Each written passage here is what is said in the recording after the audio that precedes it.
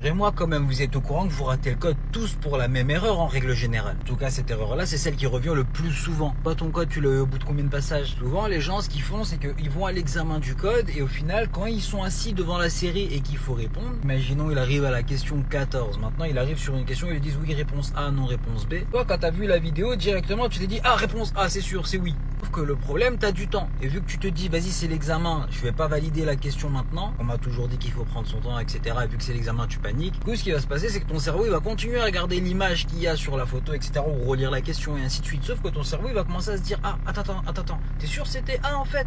T'es sûr c'est pas B? Et en fait, le problème, c'est qu'il va commencer à te faire des doutes. Il va commencer à imaginer des scénarios un peu bizarres, des trucs un peu chelous. En gros, il va te faire changer d'avis. Le problème, à ce moment-là, souvent, les gens, ce qu'ils font, c'est qu'ils changent. Mais ce qu'il faut pas oublier, c'est que souvent, la première impression est souvent la bonne. Ça vous est jamais arrivé quand vous avez révisé le code, ça, honnêtement? Tu t'es dit, ah ouais, mais attends, j'avais raison, en fait. Rassurez-moi quand même, vous êtes au courant du glitch pour avoir le code du premier coup. Attends, je vais vous expliquer tout ça. Première astuce, c'est de réviser au bon endroit. Arrête les séries YouTube, les séries cheloues. Ça, c'est nul, oublie. Fais ça plutôt, tu vas pouvoir réviser avec des questions officielles, les mêmes que le jour de l'examen, là.